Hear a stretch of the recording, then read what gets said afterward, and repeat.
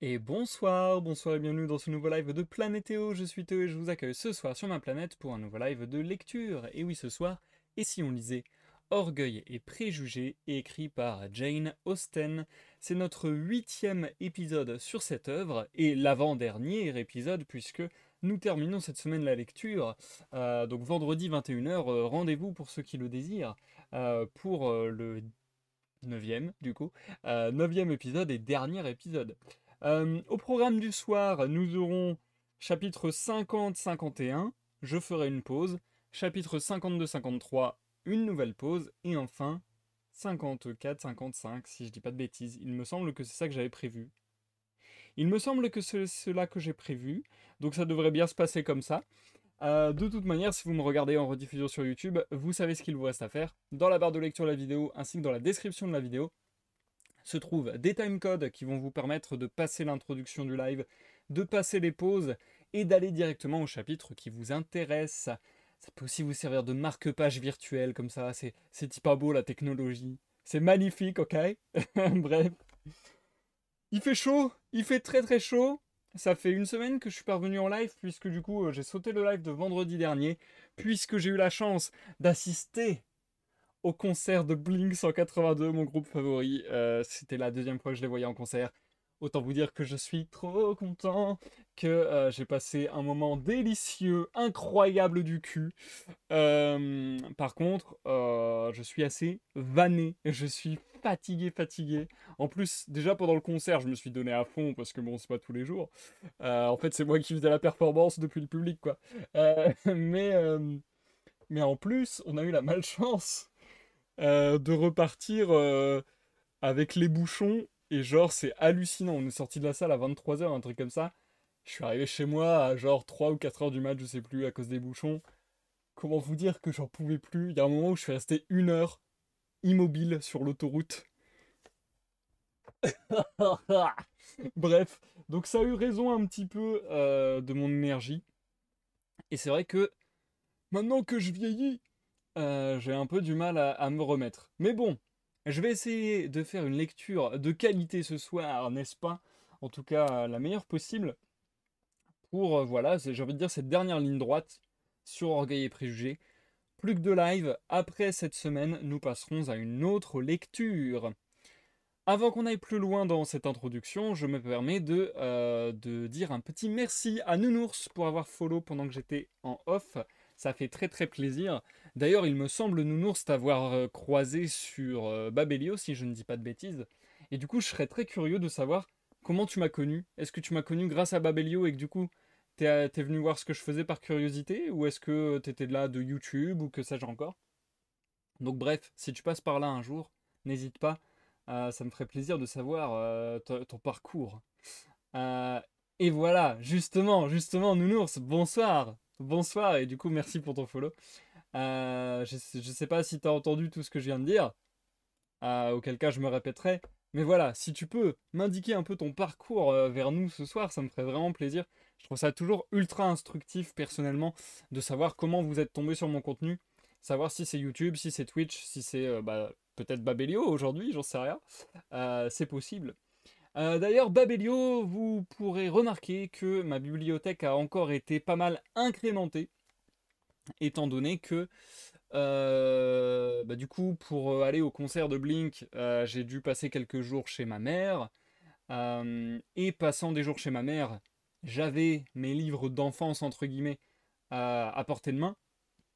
Ce qui fait que j'ai pu continuer à répertorier quelques textes. Donc j'en ai ajouté pas mal, hein. J'en ai ajouté plusieurs centaines, il me semble. Majoritairement des bandes dessinées et des mangas. Et du coup, on arrive sur ma bibliothèque virtuelle à 704 œuvres, il me semble.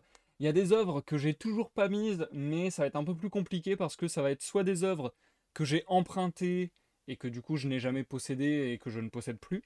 Donc du coup il faut que je me rappelle que je les ai empruntées, etc. Donc c'est pas évident de tout se souvenir comme ça en bloc. Et il va manquer des œuvres que j'ai vendues, et ça va être archi compliqué aussi, parce que à une époque j'avais vendu la moitié de ma collection de mangas. Autant vous dire que c'est ultra compliqué de me rappeler, parce que Je sais par exemple que j'ai vendu... j'ai vendu quoi? J'ai vendu Fairy Tail et j'ai vendu Degreyman, mais je ne sais plus jusqu'à quel tome je suis allé dans ces séries. Hunter x Hunter aussi, enfin bon bref. Donc il y en a plusieurs comme ça, mais j'ai pas envie de gonfler mes stats parce que au-delà de la praticité que peut avoir cette bibliothèque virtuelle pour mes chers viewers, bah, ça a aussi une praticité pour moi. Donc j'ai pas envie de mettre n'importe quoi, j'ai pas envie de me mélanger les pinceaux euh, parce que bah, à terme ça va me servir pour de futurs déménagements, répertorier bien ma bibliothèque lors de déménagements, ça peut être ultra pratique, mais aussi de futurs achats ou ventes, savoir si je les ai déjà lus, etc. Donc voilà, j'ai envie de faire ça bien, et du coup je suis un petit peu perfectionniste, j'avoue, sur l'élaboration de ma bibliothèque à Babelio. Mais bon, voilà, vous allez voir des choses s'y ajouter encore dans les semaines à venir, et puis a priori... advienne que pourra, mais a priori pour encore quelques temps, parce que bon, j'espère, je croise les doigts, que je ne meurs pas demain, mais voilà, il y aura d'autres lectures normalement. Pour les cours, je dois lire Don Quichotte, et donc je suis tombé sur les rediffusions et j'aime beaucoup. Ok, cool nounours. Du coup, c'est récent en fait. C'est récent que tu m'aies découvert, si je puis dire. J'ai pas lu Orgueil et Préjugés, mais je vais écouter ce soir et je rattraperai tranquillement les rediffs. Ok, nounours, bah écoute, si ça te dérange pas de te faire spoiler, allons-y gaiement. Euh, Petite précision que je donne à chaque fois, je crée des playlists, donc il n'y a rien de plus simple. Sur ma chaîne YouTube, onglet playlist. En plus, c'est une playlist récemment créée, donc elle est vraiment dans les premières playlists. Si vous me regardez aux alentours de septembre 2023. Donc voilà, si tu cherches la playlist et si on lisait Orgueil et Préjugés, tu auras tous les épisodes précédents et à venir. Voili voilou. Ok, nounours, bah super cool. Et du coup, c'est Don Quichotte tome 1 uniquement, ou Don Quichotte tome 2 aussi que vous allez devoir lire. Et si c'est pas trop indiscret, à quel niveau de cours? Parce que je trouve ça aussi trop intéressant de voir. Je pense que sur mes lectures, j'ai eu des collégiens, des lycéens, des étudiants. Donc c'est toujours instructif encore une fois pour moi de savoir, ah tiens, au programme de tel ou tel truc, il y a telle ou telle œuvre. Donc voilà, j'aime bien, c'est des choses qui m'instruisent et m'amusent à la fois. Euh, Sachant que Don Quichotte tome 2 est là sur l'étagère derrière, et maintenant j'ai réservé cette étagère derrière, à part le livre ici qui est juste joli et que je veux exposer. Les livres qui sont là, c'est les livres que je me réserve pour des futurs lives de lecture. Donc voilà, Don Quichotte tome 2, je vous avais promis que ça arriverait un jour en live. Ça arrivera un jour en live. Je ne sais pas quand, remarque, mais ça arrivera un jour en live. Sachant que, à partir de la semaine prochaine, nous allons passer à une autre lecture, ou peut-être à des autres lectures, je ne sais pas encore, je vous avais déjà parlé de l'éventualité de faire plusieurs lectures simultanées. Auquel cas, on aurait toujours le même programme des lives de lecture le mardi et le vendredi à 21h. Plus un live bonus du week-end. Vous voyez comment je vous laisse pas.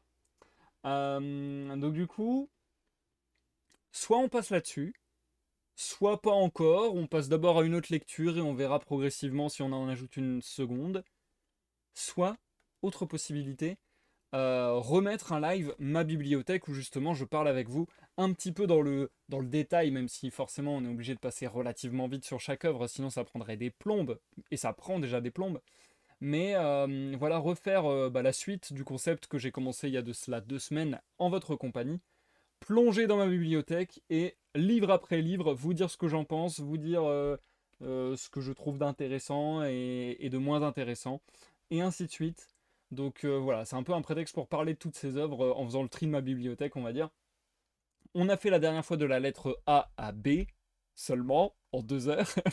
Mais vraisemblablement, ça a assez plu aux personnes qui ont regardé la vidéo, donc je suis heureux. J'ai eu des bons retours là-dessus, donc ça me fait plaisir. Perso, j'ai pris un gros kiff et je me dis que c'est marrant à faire, donc je m'envisage bien faire la suite. Donc voilà, peut-être que la semaine prochaine, il y aura ma bibliothèque de CAD, j'en sais rien. Je sais pas combien de lettres on serait capable de faire. Ou bien démarrage de 2 lectures ou de une. Je pense, ça se joue de toute manière entre 3. Soit ça sera les contes nocturnes d'Hoffmann, soit ça sera la poésie de Mallarmé, soit ça sera euh, un personne et mille. À chaque fois, je bug sur ce titre. Il me semble que c'est un personne et mille. Un cent et mille, je sais plus. Je sais plus le titre, désolé. De Luigi Pirandello. Euh, et je vous avoue que l'œuvre de Luigi Pirandello me rend très très curieux. Ça a l'air d'être un petit ovni. Et ça me rend très curieux. J'ai vraiment envie de le lire. Donc je pense qu'on va partir sur Pirandello. Avec peut-être le week-end, ma bibliothèque à partir de la lettre C. Et peut-être du coup la semaine d'après entamer une deuxième lecture simultanément. Et à ce moment-là, ça serait peut-être la poésie de Mallarmé. Comme ça, Luigi Pirandello faisant assez peu de pages, la lecture se terminerait relativement vite et on pourrait enchaîner avec les contes d'Hoffmann et du coup avoir les contes nocturnes plus la poésie en simultané. Je ne sais pas, je ne sais pas. Si vous voulez tenter de m'influencer, vous avez jusqu'à mardi prochain, enfin disons jusqu'à lundi en fait, parce que lundi je mets le programme des lives sur les réseaux. Donc voilà, si vous voulez m'influencer sur ce qu'on fait la semaine prochaine et les semaines à venir, vous avez jusqu'à lundi pour me balancer vos arguments. L2 licence humaniste. Ok, ok. Donc du coup université. Ok, super. Bah merci beaucoup pour les infos Nounours. J'aime trop savoir ce genre de choses. Ça m'aide vraiment. Franchement, tout me va. Découvrir des trucs, un gros kiff. On se rejoint Nounours. J'essaie vraiment de faire des lectures variées et d'essayer d'aller le plus possible vers de nouveaux horizons. Voilà, j'aime bien élargir le champ des possibles. Bref, je vous souhaite à tous et à toutes de passer un agréable moment en ma compagnie pendant cette petite lecture. Si vous me regardez en rediffusion, bah même en live d'ailleurs, que vous soyez, je ne sais pas moi, en train de travailler, en train d'essayer de vous endormir, en train de faire de la route, que sais-je, détendez-vous, prenez le time de profiter de cette lecture, et je vous souhaite à tous et à toutes la santé. Ah, ça fait du bien là, plein de sucre. Je devrais avoir l'énergie nécessaire. Et je vous propose de changer de scène pour qu'on entre dans la lecture en elle-même. La dernière fois, on va pas se mytho, qu'il s'est pas passé grand chose de souvenirs. On était plutôt parti sur l'histoire de Lydia, la sœur d'Elisabeth, ce qui, je trouvais un peu moins intéressant. J'espère qu'on va se recentrer sur le duo Elisabeth-Darcy, éventuellement Jane. Enfin bon, bref, en tout cas, s'il vous plaît, faites que le passage autour de Lydia soit terminé parce que c'est pas ce que je préfère de l'œuvre, on va dire, pour être tout à fait honnête. Bien, je te souhaite une bonne écoute, Nounours. Bonne écoute à tous ceux de l'ombre du chat et à ceux qui me regardent en rediffusion sur YouTube. Je vous reviens dans quelques minutes, après 2 petits chapitres, pour la première pause de ce soir. Chapitre 50. Durant les années écoulées, Mr. Bennet avait souvent regretté qu'au lieu de dépenser tout son revenu, il n'eût pas mis de côté chaque année une petite somme pour assurer après lui la possession d'un capital à ses filles et à sa femme, si celle-ci lui survivait. Il le regrettait aujourd'hui plus que jamais. S'il avait rempli ce devoir, Lydia, à cette heure, ne devrait pas à son oncle l'honneur et la dignité qu'on était en train d'acheter pour elle, et c'est lui-même qui aurait la satisfaction d'avoir décidé un des jeunes hommes les moins estimables de la Grande-Bretagne à devenir le mari de sa fille. Il était profondément contrarié de penser qu'une affaire si désavantageuse pour tout le monde se réglait aux seuls frais de son beau-frère, et résolu à découvrir, s'il le pouvait, le montant des sommes qu'il avait déboursées pour lui, il se proposait de les lui rendre aussitôt qu'il en aurait les moyens. Quand Mr. Bennet s'était marié, il n'avait pas considéré l'utilité des économies. Naturellement, il escomptait la naissance d'un fils, par quoi serait annulée la clause de l'entaille et assuré le sort de Mrs. Bennet et de ses autres enfants. 5 filles firent l'une après l'autre leur entrée en ce monde, mais le fils ne vint pas. Mrs. Bennet l'avait espéré encore bien des années après la naissance de Lydia. Ce rêve avait dû être enfin abandonné, mais il était trop tard pour songer aux économies. Mrs. Bennet n'avait aucun goût pour l'épargne, et seule l'aversion de Mr. Bennet pour toute dépendance les avait empêchés de dépasser leurs revenus. D'après le contrat de mariage, 5000 livres devaient revenir à Mrs. Bennet et à ses filles, mais la façon dont cette somme serait partagée entre les enfants était laissée à la volonté des parents. C'était là un point que, pour Lydia tout au moins, il fallait décider dès à présent. Et Mr. Bennet ne pouvait avoir aucune hésitation à accepter la proposition qui lui était faite. En des termes qui, bien que concis, exprimaient sa profonde reconnaissance, il écrivit à son beau-frère qu'il approuvait pleinement tout ce qu'il avait fait et ratifiait tous les engagements qu'il avait pris en son nom. C'était pour Mr. Bennet une heureuse surprise de voir que tout s'arrangeait sans plus d'effort de sa part. Son plus grand désir actuellement était d'avoir à s'occuper le moins possible de cette affaire. Maintenant que les premiers transports de colère qui avaient animé ses recherches étaient passés, il retournait naturellement à son indolence coutumière. Sa lettre fut bientôt écrite, car s'il était lent à prendre une décision, il la mettait rapidement à exécution. Il priait son beau-frère de lui donner le compte détaillé de tout ce qu'il lui devait. Mais il était encore trop irrité pour le charger de transmettre à Lydia le moindre message. Les bonnes nouvelles, bientôt connues dans toute la maison, se répandirent rapidement aux alentours.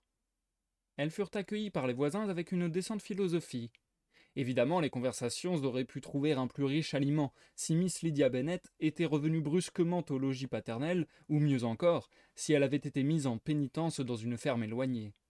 Mais son mariage fournissait encore une ample matière à la médisance, et les vœux exprimés par les vieilles dames acrimonieuses de Meryton ne perdirent pas beaucoup de leur fiel par suite du changement de circonstances, car, avec un pareil mari, le malheur de Lydia pouvait être considéré comme certain.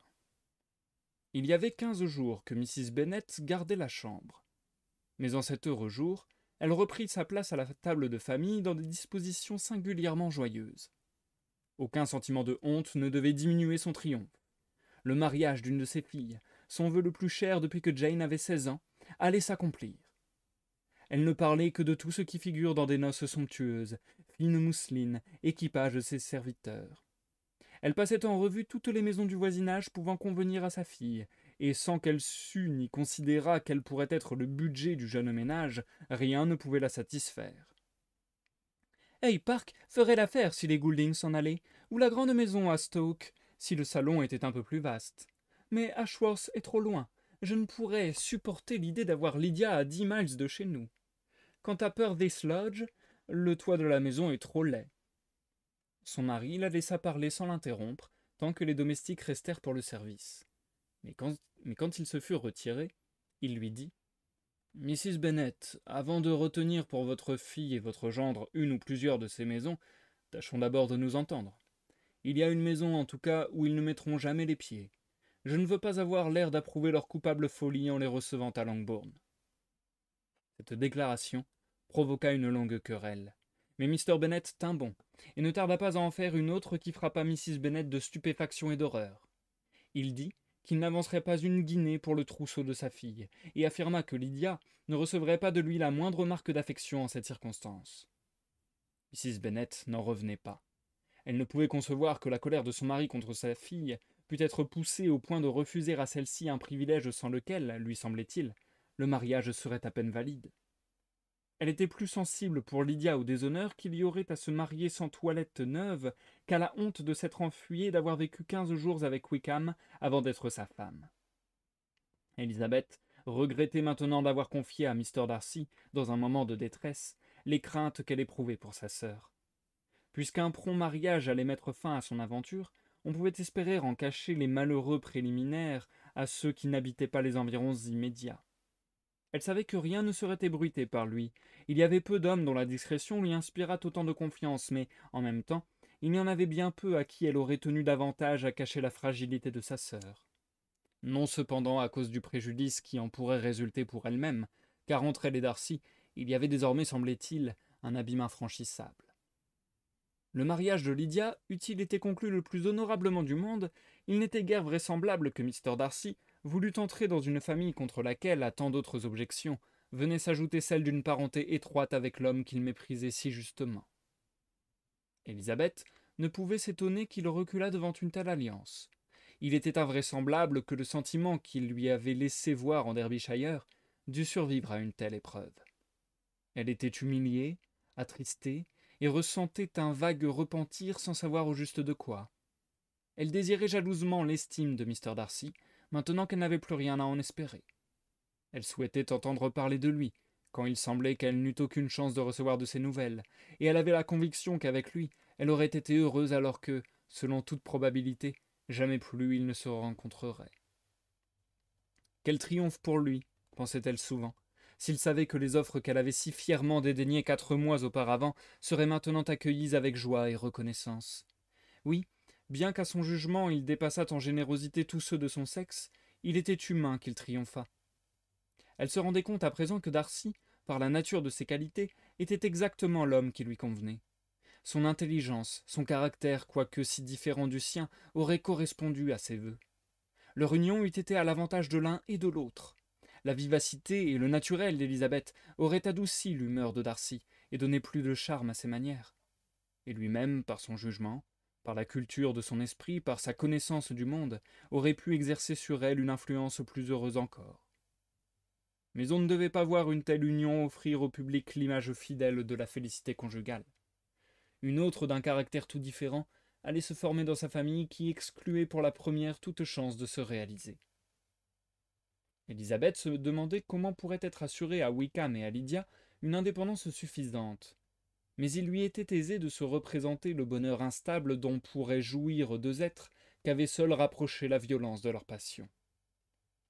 Une nouvelle lettre de Mr. Gardiner arriva bientôt. Au remerciement de Mr. Bennet, il répondait brièvement par l'assurance de l'intérêt qu'il portait à tous les membres de sa famille, et demandait pour conclure de ne pas revenir sur ce sujet. Le but principal de sa lettre était d'annoncer que Mr. Wickham était déterminé à quitter la milice. Depuis que le mariage a été décidé, c'était mon vif désir de lui voir prendre ce parti. Vous penserez sans doute comme moi que ce changement de milieu est aussi opportun pour ma nièce que pour lui. Mr. Wickham a l'intention d'entrer dans l'armée régulière, et il a d'anciens amis qui sont prêts à appuyer sa demande. On lui a promis un brevet d'enseigne dans un régiment du Nord. La distance entre ce poste et notre région n'est pas un désavantage. Il paraît bien disposé, et je veux croire que dans un autre milieu, le souci de sauvegarder leur réputation les rendra tous deux plus circonspects. J'ai écrit au colonel Forster pour l'informer de nos présents arrangements et le prier de satisfaire les créanciers de Wickham à Brighton et aux environs, par la promesse d'un règlement rapide pour lequel je me suis engagé. Voulez-vous prendre la peine de donner la même assurance à ces créanciers de Meryton, dont vous trouverez ci-joint la liste remise par lui-même? Il nous a déclaré toutes ses dettes, j'aime à croire du moins qu'il ne nous a pas trompés. Egerton a nos ordres, et tout sera prêt d'ici une 8aine de jours. Wickham et sa femme partiront alors pour rejoindre le régiment, à moins qu'ils ne soient d'abord invités à Longbourn, et ma femme me dit que Lydia désire ardemment vous revoir tous avant son départ pour le Nord. Elle va bien, et me charge de ses respects pour vous et pour sa mère. Vôtre, E. Gardiner. Mr. Bennet et ses filles voyaient aussi clairement que Mr. Gardiner combien il était heureux que Wickham quittât le régiment de la milice. Mais Mrs. Bennet était beaucoup moins satisfaite. Voir Lydia s'établir dans le nord de l'Angleterre, juste au moment où elle était si joyeuse et si fière à la pensée de la voir près d'elle, quelle cruelle déception. Et puis, quel dommage pour Lydia de s'éloigner d'un régiment où elle connaissait tout le monde. « Elle aimait tant Mrs. Forster, soupirait-elle, qu'il lui sera très dur d'en être séparée. Il y avait aussi plusieurs jeunes gens qui lui plaisaient beaucoup. Dans ce régiment du Nord, les officiers seront peut-être moins aimables. » La demande que faisait Lydia d'être admise à revoir sa famille avant son départ fut d'abord accueillie de la part de son père par un refus péremptoire.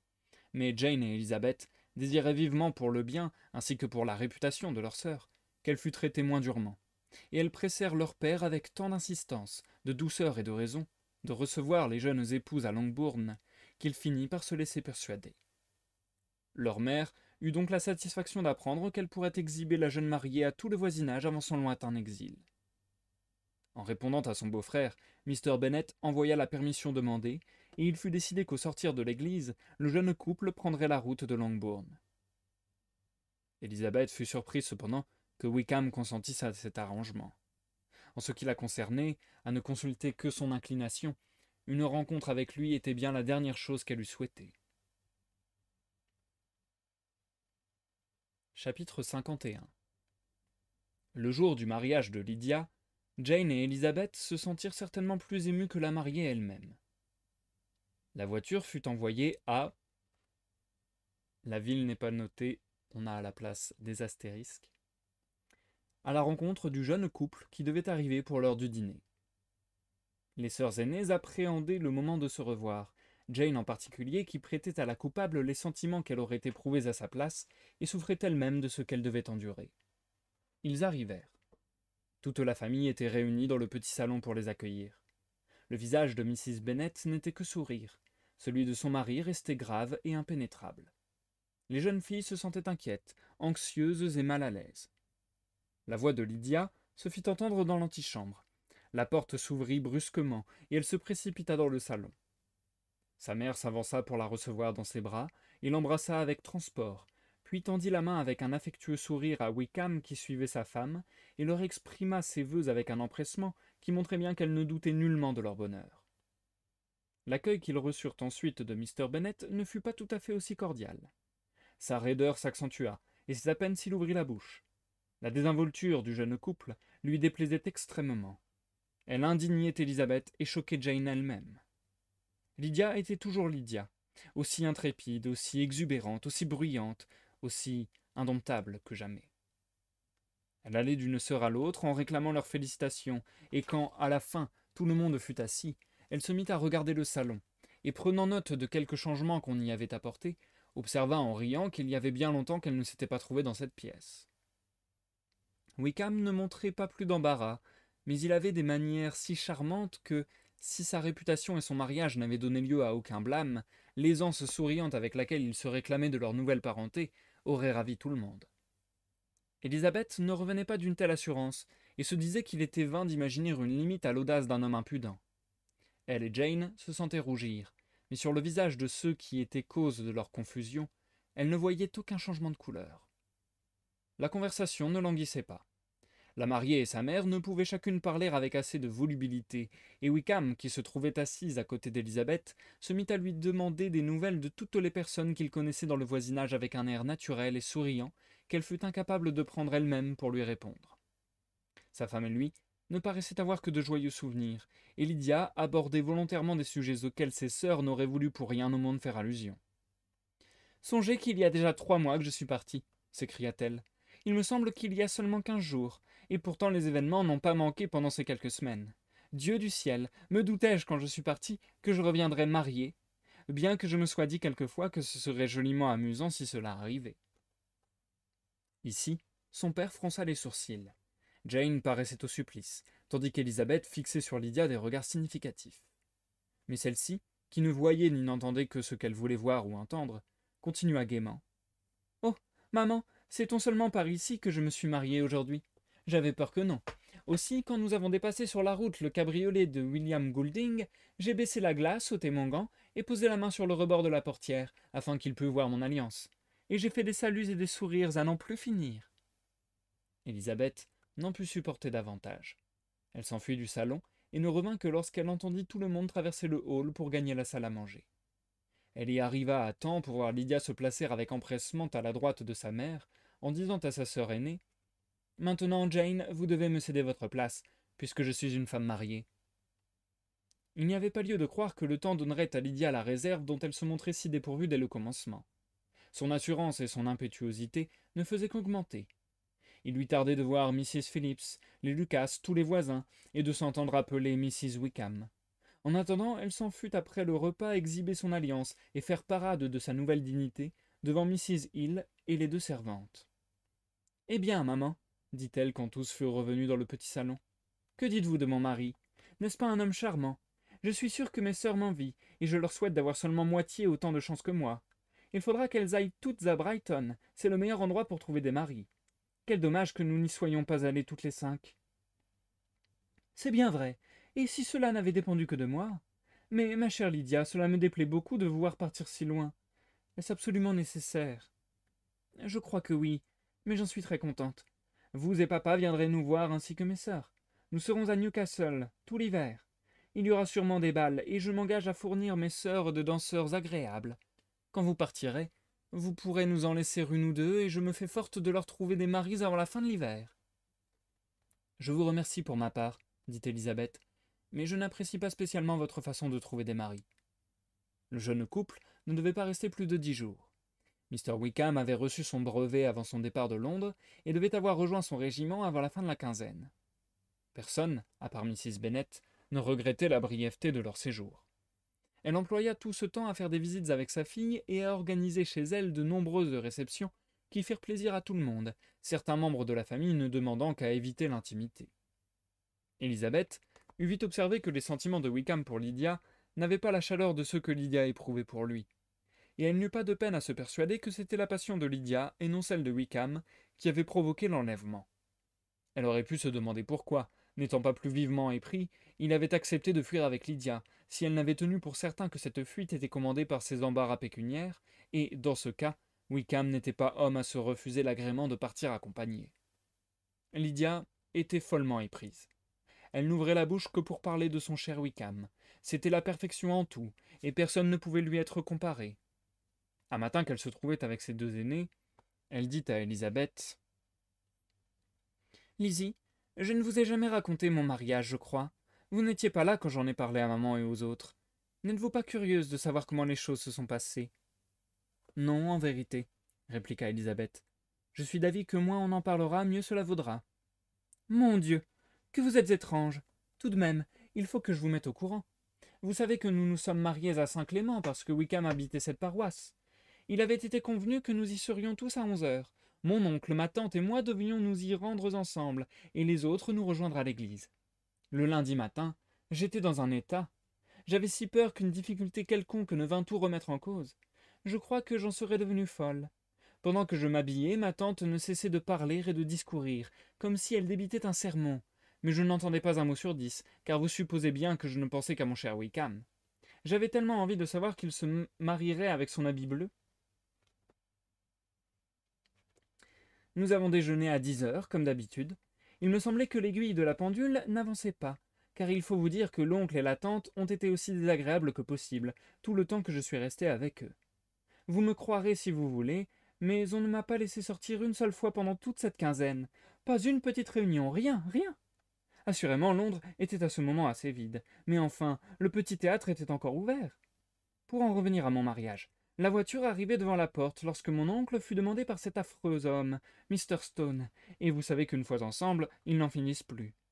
J'avais une peur terrible de les voir oublier l'heure, ce qui aurait fait remettre mon mariage au lendemain, et nous ne pouvions nous passer de mon oncle qui devait me conduire à l'hôtel. Heureusement, il est revenu au bout de 10 minutes, et l'on s'est mis en route. Depuis, j'ai réfléchi que si mon oncle avait été retenu, le mariage aurait pu quand même avoir lieu, car Mr. Darcy aurait pu très bien le remplacer. Mr. Darcy répéta Élisabeth abasourdie. Mais oui, vous savez qu'il devait venir avec Wickham. Oh, mon Dieu, j'ai oublié que je ne devais pas souffler mot de cela. Je l'avais si bien promis. Que va dire Wickham? C'était un tel secret. S'il en est ainsi. S'il en est ainsi, dit Jane, ne nous dites pas un mot de plus, et soyez assurés que je ne chercherai pas à en savoir davantage. Certainement, appuya Élisabeth, qui pourtant était dévorée de curiosité. Nous ne vous poserons pas de questions. Merci, dit Lydia, car si vous m'en posiez, je vous dirais tout, et Wickham serait très fâché.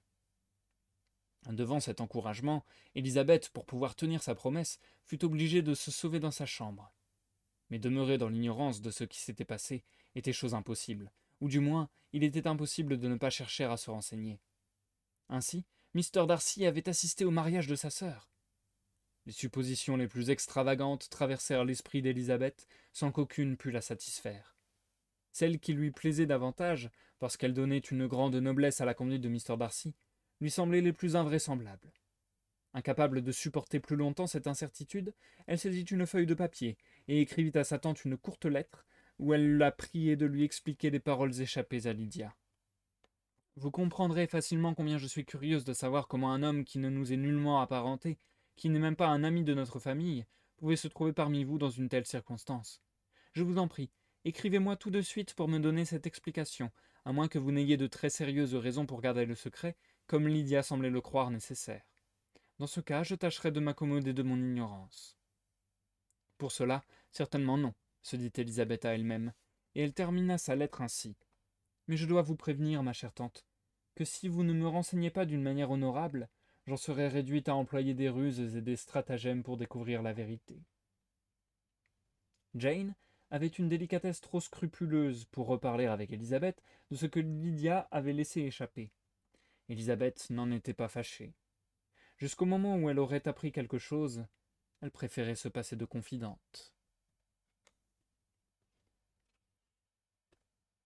Et c'est la fin du chapitre 51. Nous marquons une courte pause.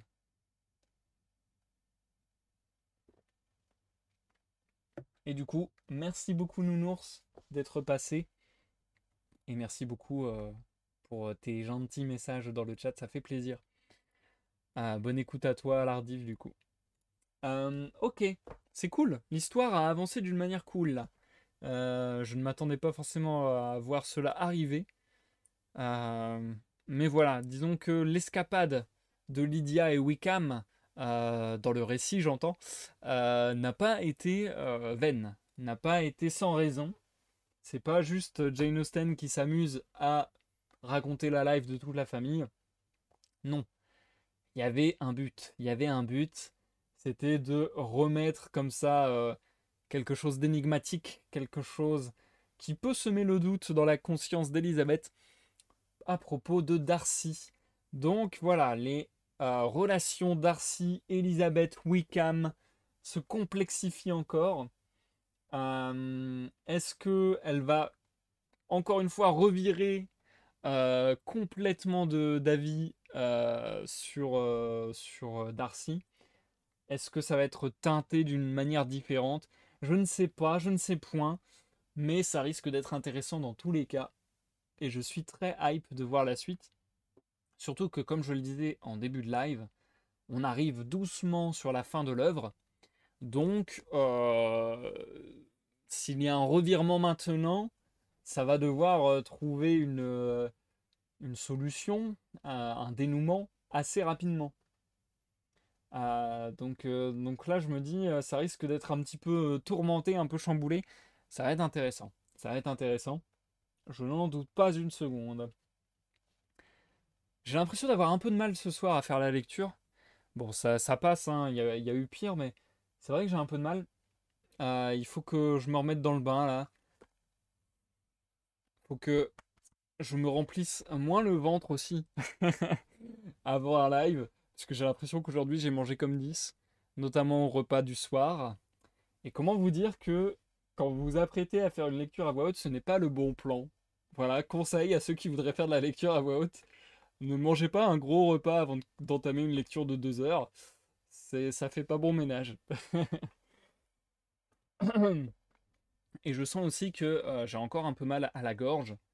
Alors je sais pas si c'est les écarts de température intempestifs qu'on est en train de se manger dans la tronche ces jours-ci, ou si c'est les restes du concert de Blink où il est possible que j'ai chanté absolument toutes les chansons à tue-tête et que je les ai toutes acclamées de wouhou très puissant. Mais c'est vrai que du coup j'ai la gorge un peu défoncée. Heureusement, quelque part que je n'ai prévu que 2 lives cette semaine. On reprend les choses calmement, doucement. C'est surtout aussi que j'avais beaucoup de choses à faire cette semaine en off. Mais voilà. On a fait un live la semaine passée, on fait 2 lives cette semaine. La semaine prochaine, vraisemblablement 3. On y va crescendo. J'essaie de me préserver. Et en vrai, au-delà de la vanne, préserver ma voix, c'est vraiment important pour le coup. Parce que si je me casse la voix vraiment fortement, si vraiment je force beaucoup trop sur ma voix, et qu'après je me vois contraint de ne pas faire de live, le temps de récupérer, bah là ça peut faire vraiment un trou dans les lives beaucoup plus important. pourquoi c'est si drôle de faire n'importe quoi avec sa moustache. Bref, c'est un mystère de la vie, voilà, je vous laisse avec ce questionnement en l'air. Euh, Ça pourrait presque, presque être un sujet absurde de philosophie qui serait très, très drôle à traiter. Mais, trêve de plaisanterie, partons à la suite de cette lecture avec les chapitres 52 et 53. Je vais faire quelque chose que j'ai arrêté de faire. J'ai perdu cette habitude, mais il faut que je le fasse parce que j'ai remarqué quelque chose. Je vous dis quoi? Il faut que je continue de mettre à jour le titre du live pendant le live. Genre là, par exemple, je viens de changer le titre du live de chapitre 50 à chapitre 52. Je ne sais pas si Twitch, quand on fait cela, renvoie des notifications. Je ne sais pas si on remonte dans l'algorithme, si on remonte des lives les plus dans les tréfonds vers des lives un peu plus visibles. Je ne sais pas expliquer la logique, mais il me semble avoir remarqué au fur et à mesure des années de stream que lorsque je changeais le titre, ça avait tendance à faire une nouvelle vague de personnes qui débarquaient. Donc voilà. Euh, Peut-être que j'affabule complètement, peut-être que je me trompe complètement, mais dans le doute, je me dis que ça mange pas de pain. Voili voilou. Sur ce, je vous souhaite une bonne écoute, que vous me regardiez en live Twitch ou en rediffusion sur YouTube. On se retrouve dans quelques minutes pour la dernière pause de ce soir. Et on a 2 chapitres un peu plus longs à lire tout de suite. À tout à l'heure. Chapitre 52. Élisabeth eut la satisfaction de recevoir une réponse dans les plus courts délais. Dès qu'elle l'eut en main, elle se hâta de gagner le petit bois où elle courait le moins de risque d'être dérangée, et s'asseyant sur un banc, se prépara à contenter sa curiosité. Le volume de la lettre l'assurait en effet par avance que sa tante ne répondait pas à sa demande par un refus. Gracechurch Street, le 6 septembre. Ma chère nièce, je viens de recevoir votre lettre et vais consacrer toute ma matinée à y répondre, car je prévois que quelques lignes ne suffiraient pas pour tout ce que j'ai à vous dire. Je dois vous avouer que votre question me surprend. N'allez pas me croire fâché, je veux seulement dire que je n'aurais pas cru que vous eussiez besoin, vous, de faire cette enquête. Si vous préférez ne pas me comprendre, excusez mon indiscrétion. Votre oncle est aussi surpris que moi-même, et la seule conviction qu'en cette affaire vous étiez une des parties intéressées l'a décidé à agir comme il l'a fait. Mais si réellement votre innocence et votre ignorance sont complètes, je dois me montrer plus explicite. Le jour même où je rentrais de Longbourn, votre oncle recevait une visite des plus inattendues, celle de Mr. Darcy qui vint le voir et resta enfermé plusieurs heures avec lui. Il venait lui annoncer qu'il avait découvert où se trouvaient votre sœur et Wickham, qu'il les avait vus et s'était entretenu avec eux, plusieurs fois avec Wickham et une fois avec Lydia. D'après ce que j'ai compris, il avait quitté le Derbyshire le lendemain même de notre départ et était venu à Londres avec la résolution de se mettre à leur recherche. Le motif qu'il en a donné, c'est qu'il était convaincu que c'était sa faute si l'indignité de Wickham n'avait pas été suffisamment publiée pour empêcher toute jeune fille de bonne famille de lui donner son amour et sa confiance. Il accusait généreusement son orgueil, confessant qu'il lui avait semblé au-dessus de lui de mettre le monde au courant de ses affaires privées. Sa réputation devait répondre pour lui. Il estimait donc de son devoir d'essayer de réparer le mal qu'il avait involontairement causé. J'ajoute que s'il avait un autre motif, je suis persuadé qu'il est tout à son honneur. Quelques jours s'étaient passés avant qu'il pût découvrir les fugitifs, mais il possédait sur nous un grand avantage, celui d'avoir un indice pour le guider dans ses recherches, et le sentiment de cet avantage avait été une raison de plus pour le déterminer à nous suivre. Il connaissait à Londres une dame, une certaine Mrs. Young, qui avait été quelque temps gouvernante de Miss Darcy, et qui avait été remerciée pour un motif qu'il ne nous a pas donné. À la suite de ce renvoi, elle avait pris une grande maison dans Edward Street et gagné sa vie en recevant des pensionnaires. Mr. Darcy savait que cette Mrs. Young connaissait intimement Wickham, et en arrivant à Londres, il était allé la voir pour lui demander des renseignements sur lui. Mais il s'était passé 2 ou 3 jours avant qu'il pût obtenir d'elle ce qu'il désirait. Cette femme voulait évidemment se faire payer la petite trahison qu'on lui demandait, car elle savait où était son ami. Wickham, en effet, était allé la trouver dès son arrivée à Londres, et, si elle avait eu de la place, elle les aurait reçus tous deux dans sa maison.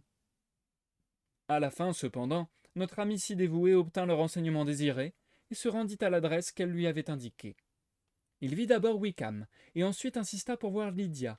Sa première idée était de la persuader de quitter au plus tôt cette situation déshonorante, et de retourner dans sa famille dès qu'elle consentirait à la recevoir, lui offrant toute l'aide qui pourrait lui être utile.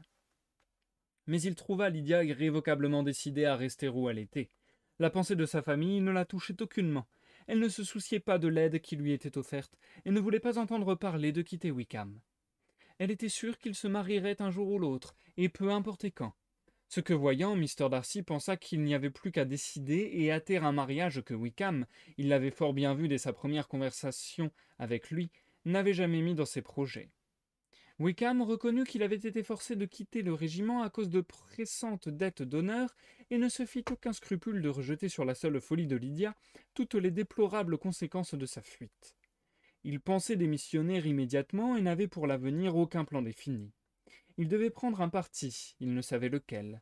La seule chose certaine, c'est qu'il n'avait aucune ressource. Mr. Darcy lui demanda pourquoi il n'épousait pas tout de suite votre sœur. Bien que Mr. Bennet ne dût pas être très riche, il serait capable de faire quelque chose pour lui, et sa situation s'améliorerait du fait de ce mariage. En réponse à cette question, Wickham laissa entendre qu'il n'avait nullement renoncé à refaire sa fortune dans des conditions plus satisfaisantes, par un mariage riche dans une autre région. Toutefois, étant donné la situation présente, il y avait des chances qu'il se laissât tenter par l'appât d'un secours immédiat. Plusieurs rencontres eurent lieu, car il y avait beaucoup de points à traiter. Les prétentions de Wickham étaient naturellement exagérées, mais en fin de compte, il fut obligé de se montrer plus raisonnable.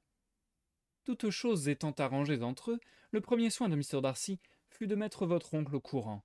Il vint pour le voir à Gracechurch Street, la veille de mon retour, mais on lui répondit que Mr. Gardiner n'était pas visible, qu'il était occupé avec votre père, et que celui-ci quittait Londres le lendemain matin. Mr. Darcy, jugeant préférable de se concerter avec votre oncle plutôt qu'avec votre père, remit sa visite au lendemain et partit sans avoir donné son nom. Le samedi soir, il revint, et c'est alors qu'il eut avec votre oncle le long entretien dont je vous ai parlé. Ils se rencontrèrent encore le dimanche, et cette fois je le vis aussi. Mais ce ne fut pas avant le lundi que tout se trouva réglé, et aussitôt le message vous fut envoyé à Longbourn. Seulement notre visiteur s'est montré terriblement têtu. Je crois, Lizzie, que l'obstination est son grand défaut. On lui en a reproché bien d'autres à différentes reprises, mais celui-ci doit être le principal.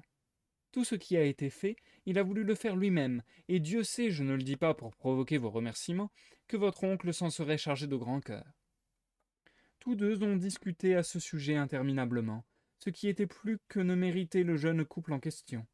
Enfin, votre oncle a dû céder, et au lieu d'aider effectivement sa nièce, il lui a fallu se contenter d'en avoir seulement l'apparence, ce qui n'était pas du tout de son goût. Aussi votre lettre de ce matin, en lui permettant de dépouiller son plumage d'emprunt et de retourner les louanges à qui les mérite, lui a-t-elle causé grand plaisir.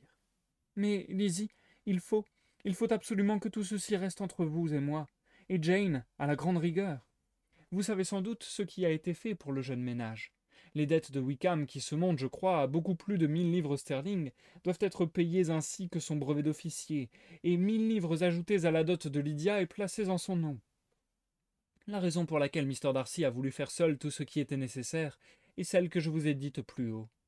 C'est à lui, à sa réserve et à son manque de discernement, affirme-t-il, qu'on doit d'avoir été trompé sur la véritable personnalité de Wickham, et que celui-ci a pu être partout accueilli et fêté. Peut-être y a-t-il là quelque chose de vrai. Pourtant je me demande si ce n'est pas la réserve d'une autre personne plutôt que la sienne, qui doit surtout être mise en cause. Mais, en dépit de tous ces beaux discours, vous pouvez être assurée, ma chère Lizzie, que votre oncle n'aurait jamais cédé, si nous n'avions pas cru que Mr. Darcy avait un autre intérêt dans l'affaire. Quand tout fut entendu, il repartit pour Pemberley, mais après avoir promis de revenir à Londres pour assister au mariage et pour achever de régler les questions pécuniaires. Vous savez tout maintenant, et si j'en crois à votre lettre, ce récit va vous surprendre extrêmement. J'espère tout au moins que vous n'en éprouverez aucun déplaisir. Lydia vint aussitôt s'installer ici, et Wickham y fut reçu journalement. Il s'est montré tel que je l'avais connu en Hertfordshire. Quant à Lydia, Je ne vous dirai pas combien j'ai été peu satisfaite de son attitude pendant son séjour auprès de nous, si la dernière lettre de Jane ne m'avait appris que sa conduite est aussi déraisonnable chez son père que chez moi. Je lui ai parlé très sérieusement à plusieurs reprises, lui montrant la gravité de sa faute et le chagrin qu'elle avait causé à sa famille. Si elle m'a entendu, c'est une chance, car je suis certaine qu'elle ne m'a jamais écouté. J'ai failli bien souvent perdre patience, et c'est seulement par affection pour vous et pour Jane que je me suis contenu. Mr. Darcy a tenu sa promesse, et, comme vous l'a dit Lydia, il assistait au mariage.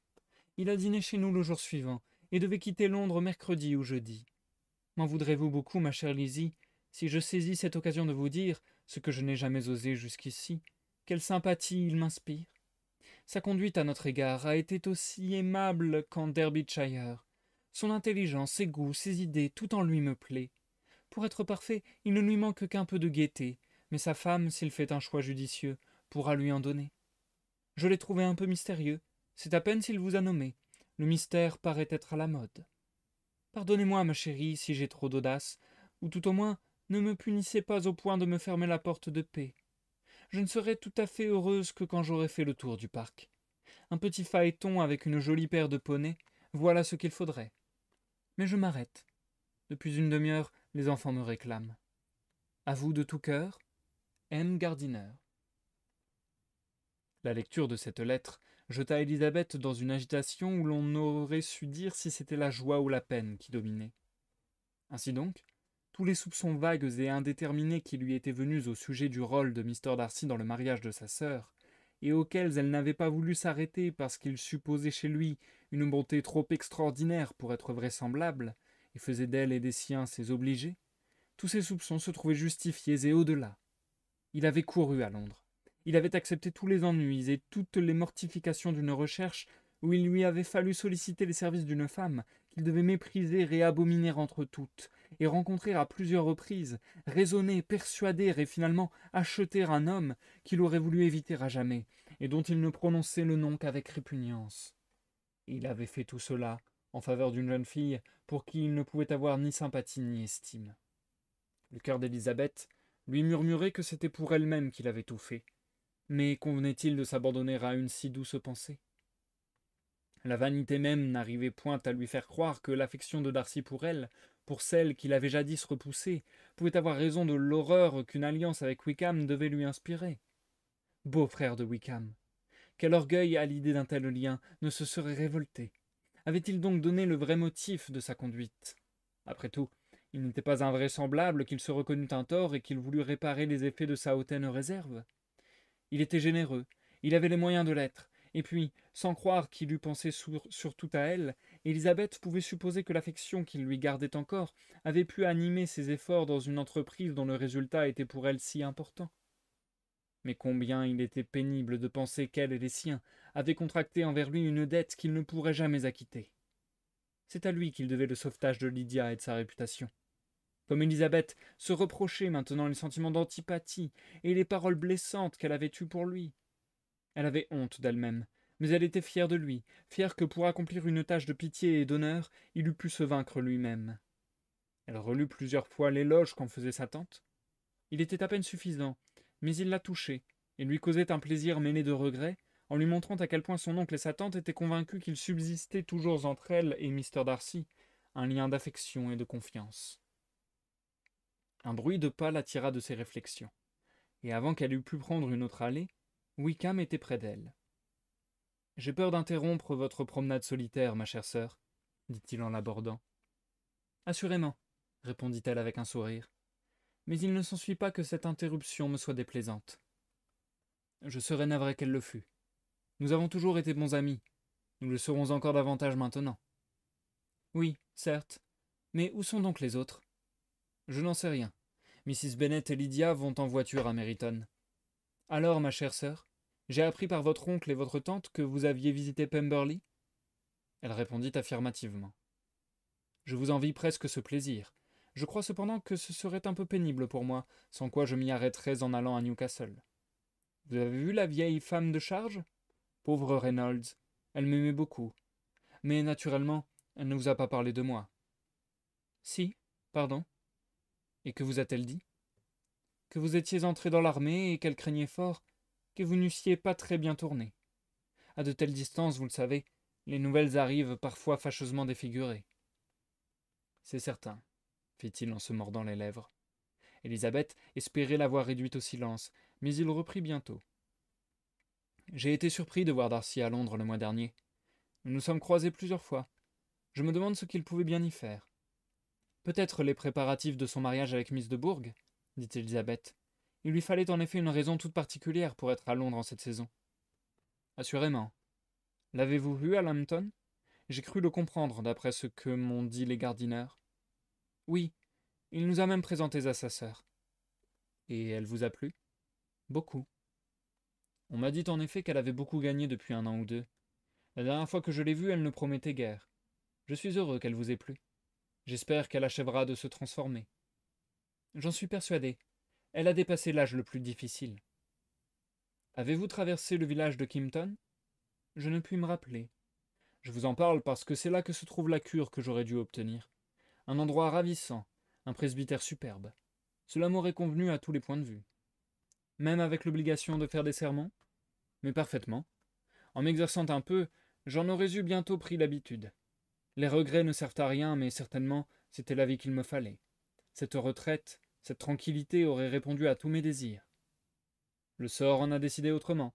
Darcy vous a-t-il jamais parlé de cette affaire, quand vous étiez dans le Kent? J'ai appris, d'une façon aussi sûre, que ce bénéfice vous avait été laissé conditionnellement et à la volonté du patron actuel.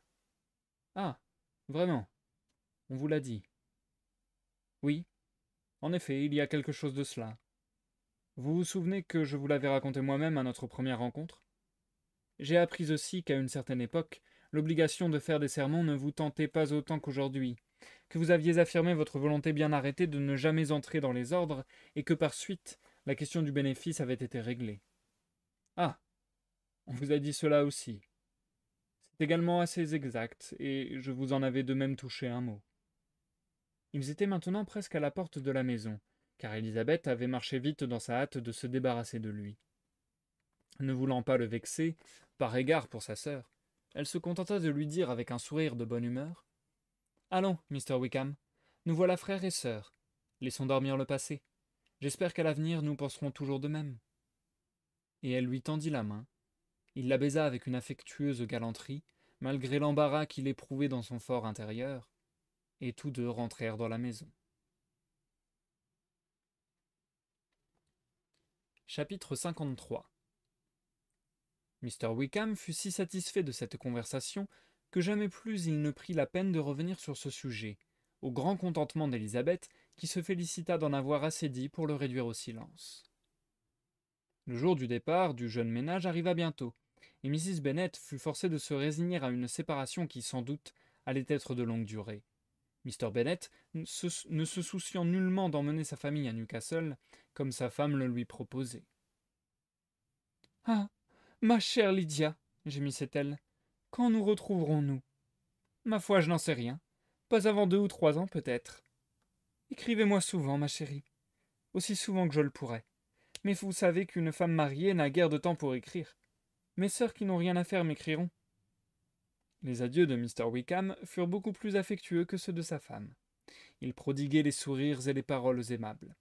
« Ce garçon est merveilleux, » déclara Mr. Bennet dès que les voyageurs furent partis. « Il sourit, fait des grâces, et conte fleurette à chacun de nous. Je suis prodigieusement fier de lui, et je défie Sir Lucas lui-même de produire un gendre supérieur à celui-là. » Le départ de Lydia assombrit Mrs. Bennet pendant plusieurs jours. « Voilà ce que c'est que de marier ses enfants, ma mère, » lui dit Élisabeth. « Réjouissez-vous donc d'avoir encore 4 filles célibataires. » Mais la mélancolie où l'avait plongé cet événement ne résista pas à la nouvelle qui commença bientôt à circuler dans le pays. La femme de charge de Netherfield avait, disait-on, reçu l'ordre de préparer la maison pour l'arrivée prochaine de son maître, qui, à l'occasion de la chasse, venait y passer quelques semaines.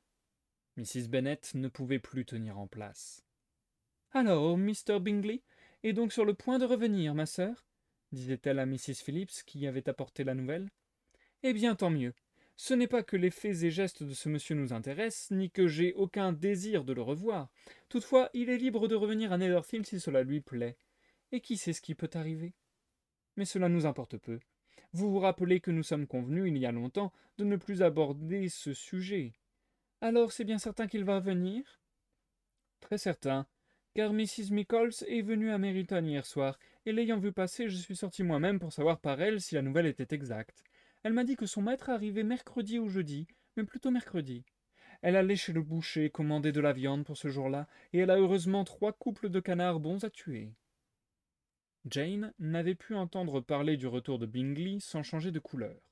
Depuis longtemps, elle n'avait pas prononcé son nom devant Élisabeth, mais ce jour-là, dès qu'elles furent seules, elle lui dit « J'ai bien vu que votre regard se tournait vers moi, Lizzie, quand ma tante nous a dit la nouvelle, et j'ai senti que je me troublais. Mais n'allez pas attribuer mon émotion à une cause puérile. J'ai rougi simplement parce que je savais qu'on allait me regarder. Je vous assure que cette nouvelle ne me cause ni joie ni peine. Je me réjouis seulement de ce qu'ils viennent seuls. Nous nous verrons ainsi fort peu. Ce ne sont pas mes sentiments que je redoute, mais les remarques des indifférents. » Élisabeth ne savait que penser. Si elle n'avait pas vu Bingley en Derbyshire, elle aurait pu supposer qu'il venait sans autre motif que celui qu'on m'en annonçait. Mais elle était persuadée qu'il aimait toujours Jane, et se demandait si son ami l'avait autorisé à venir, ou s'il était assez audacieux pour se passer de sa permission. En dépit des affirmations formelles de sa sœur, elle n'était pas sans voir que Jane était troublée. Son humeur était moins sereine, et moins égale que de coutume. Le sujet qui avait mis aux prises Mr. et Mrs. Bennet un an auparavant se trouva remis en question. Naturellement, dès que Mr. Bingley arrivera, vous irez le voir, mon ami. Certes non. Vous m'avez obligé à lui rendre visite l'an passé, en me promettant que si j'allais le voir, il épouserait une de mes filles. Comme rien de tel n'est arrivé, on ne me fera pas commettre une seconde fois la même sottise. Sa femme lui représenta que c'était une politesse que tous les messieurs du voisinage ne pouvaient se dispenser de faire à Mr. Bingley, à l'occasion de son retour. C'est un usage que je trouve ridicule, répliqua Mr. Bennet. S'il a besoin de notre société, qu'il vienne lui-même. Il sait où nous habitons, et je ne vais pas perdre mon temps à visiter mes voisins à chacun de leurs déplacements. Tout ce que je puis dire, c'est que votre abstention sera une véritable impolitesse. En tout cas, cela ne m'empêchera pas de l'inviter à dîner. Nous devons recevoir bientôt Mrs. Lang et les Goulding. Cela fera 13 en nous comptant. Il arrive à point pour faire le 14e. Rassérénée par cette décision, elle se sentit plus à même de supporter l'impolitesse de son mari, même s'il lui était très pénible de penser que ses voisins verraient Mr. Bingley avant eux. Le jour de son arrivée approchait, et Jane confia à sa sœur « Je commence décidément à regretter son retour. Ce ne serait rien, je pourrais le revoir avec une parfaite indifférence s'il ne fallait pas entendre parler de lui sans cesse. Ma mère est remplie de bonnes intentions, mais elle ne sait pas, personne ne peut savoir, combien toutes ces réflexions me font souffrir. Je serai vraiment soulagé quand il repartira de Netherfield. » Enfin, Mr. Bingley arriva. Mrs. Bennet s'arrangea pour en avoir la première annonce par les domestiques, afin que la période d'agitation et d'émoi fût aussi longue que possible. Elle comptait les jours qui devaient s'écouler avant qu'elle pût envoyer son invitation, n'espérant pas le voir auparavant. Mais le 3e jour au matin, de la fenêtre de son boudoir, elle l'aperçut à cheval qui franchissait le portail et s'avançait vers la maison. Ses filles furent appelées aussitôt pour partager son allégresse. « Quelqu'un l'accompagne, » observa Kitty. « Qui est-ce donc ? Eh, mais on dirait que c'est cet ami qui était toujours avec lui l'an passé. Mister... Comment s'appelle-t-il donc ? Vous savez, cet homme si grand et si hautain. Grand Dieu, Mr. Darcy, vous ne vous trompez pas. Tous les amis de Mr. Bingley sont les bienvenus ici, naturellement, mais j'avoue que la vue seule de celui-ci m'est odieuse. » Jane regarda Élisabeth avec une surprise consternée. Elle n'avait pas su grand-chose de ce qui s'était passé en Derbyshire, et se figurait l'embarras qu'allait éprouver sa sœur dans cette première rencontre avec Darcy, après sa lettre d'explication. Élisabeth avait pour être troublée plus de raison que ne le pensait Jane, à qui elle n'avait pas encore eu le courage de montrer la lettre de Mrs. Gardiner. Pour Jane, Mr. Darcy n'était qu'un prétendant qu'Élisabeth avait repoussé, et dont elle n'avait pas su apprécier le mérite. Pour Élisabeth, c'était l'homme qui venait de rendre à sa famille un service inestimable, et pour qui elle éprouvait un sentiment sinon aussi tendre que celui de Jane pour Bingley, du moins aussi profond et aussi raisonnable. Son étonnement en le voyant venir spontanément à Longbourn égalait celui qu'elle avait ressenti en le retrouvant si changé lors de leur rencontre en Derbyshire. La couleur qui avait quitté son visage y reparut plus ardente, et ses yeux brillèrent de joie à la pensée que les sentiments et les vœux de Darcy n'avaient peut-être pas changé. Mais elle ne voulut point s'y arrêter. « Voyons d'abord son attitude, » se dit-elle. « Après, je pourrai en tirer une conclusion. » Une affectueuse sollicitude la poussa à regarder sa sœur. Jane était un peu pâle, mais beaucoup plus paisible qu'elle ne s'y attendait. Elle rougit légèrement à l'entrée des deux jeunes gens. Cependant, elle les accueillit d'un air assez naturel et avec une attitude correcte où il n'y avait ni trace de ressentiment ni excès d'amabilité. Élisabeth ne prononça que les paroles exigées par la stricte politesse et se remit à son ouvrage avec une activité inaccoutumée. Elle n'avait osé jeter qu'un coup d'œil rapide à Mr. Darcy. Il avait l'air aussi grave qu'à son habitude, plus semblable, pensa-t-elle, à ce qu'il était jadis qu'à ce qu'il s'était montré à Pemberley. Peut-être était-il moins ouvert devant sa mère que devant son oncle et sa tante. Cette supposition, bien que désagréable, n'était pas sans vraisemblance. Pour Bingley aussi, elle n'avait eu qu'un regard d'un instant, et pendant cet instant, il lui avait paru à la fois heureux et gêné. Mrs. Bennet le recevait avec des démonstrations qui faisaient d'autant plus rougir ses filles qu'elles s'opposaient à la froideur cérémonieuse qu'elle montrait à Darcy. Celui-ci, après avoir demandé à Élisabeth des nouvelles de Mr. et de Mrs. Gardiner, question à laquelle elle ne put répondre sans confusion, n'ouvrit presque plus la bouche. Il n'était pas assis à côté d'elle, peut-être était-ce la raison de son silence. Quelques minutes se passèrent sans qu'on entendît le son de sa voix. Quand Élisabeth, incapable de résister à la curiosité qui la poussait, levait les yeux sur lui, elle voyait son regard posé sur Jane aussi souvent que sur elle-même, et fréquemment aussi fixé sur le sol. Il paraissait très absorbé et moins soucieux de plaire qu'à leur dernière rencontre. Elle se sentit désappointée et en éprouva de l'irritation contre elle-même. « À quoi d'autre pouvais-je m'attendre » se dit-elle. « Mais alors, pourquoi est-il venu ?»« Voilà bien longtemps que vous étiez absent, Mr. Bingley, » observa Mrs. Bennet. « Je commençais à craindre un départ définitif. On disait que vous alliez donner congé pour la Saint-Michel. J'espère que ce n'est pas vrai. Bien des changements se sont produits depuis votre départ. Miss Lucas s'est mariée ainsi qu'une de mes filles. Peut-être l'avez-vous appris. L'annonce en a paru dans le Times et dans le Courrier, mais rédigée d'une façon bien singulière. Récemment a eu lieu le mariage de J. Wickham Esq et de Miss Lydia Bennet. Un point c'est tout. Rien sur mon mari ou sur le lieu de notre résidence. C'est mon frère Gardiner qui l'avait fait insérer. Je me demande à quoi il a pensé. L'avez-vous vu ?» Bingley répondit affirmativement et présenta ses félicitations. Élisabeth n'osait lever les yeux et ne put lire sur le visage de Mr. Darcy. « Assurément, avoir une fille bien mariée est une grande satisfaction, » continua Mrs. Bennet. « Mais en même temps, Mr. Bingley, la séparation est une chose bien dure. Ils sont partis pour Newcastle, tout à fait dans le nord, et ils vont y rester je ne sais combien de temps. C'est là que se trouve le régiment de mon gendre. Vous savez sans doute qu'il a quitté la milice et réussi à passer dans l'armée régulière. Dieu merci, il a quelques bons amis. Peut-être pas autant qu'il le mérite. » Cette flèche à l'adresse de Mr. Darcy mit Élisabeth dans une telle confusion qu'elle eut envie de s'enfuir, mais, se ressaisissant, elle sentit au contraire la nécessité de dire quelque chose, et demanda à Bingley s'il pensait faire à la campagne un séjour de quelque durée. « De plusieurs semaines, » répondit-il. « Quand vous aurez tué tout votre gibier, Mr. Bingley, lui dit Mrs. Bennet, il faudra venir ici et chasser autant qu'il vous plaira sur les terres de Mr. Bennet. Mon mari en sera enchanté et vous réservera ses plus belles compagnies de perdreaux. » La souffrance d'Élisabeth s'accrut encore devant des avances aussi déplacées.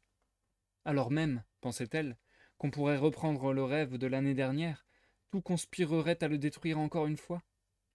Et il lui sembla que des années de bonheur ne suffiraient pas pour les dédommager, elle et Jane, de ces instants de pénible mortification. Cette fâcheuse impression se dissipa pourtant quand elle remarqua combien la beauté de Jane semblait raviver les sentiments de son ancien admirateur. Pour commencer, il ne lui avait pas beaucoup parlé, mais à mesure que l'heure s'avançait, il se tournait davantage de son côté et s'adressait à elle de plus en plus.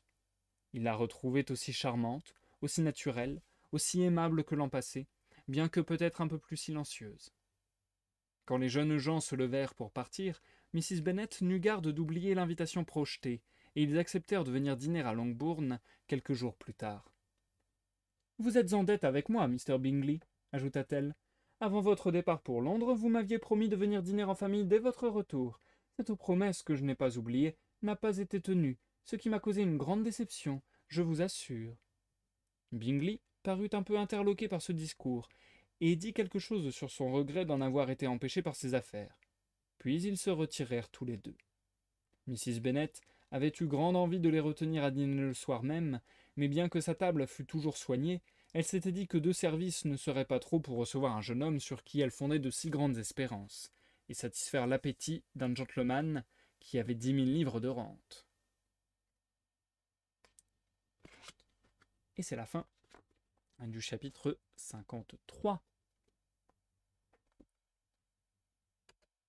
Nous marquons une courte pause, les amis.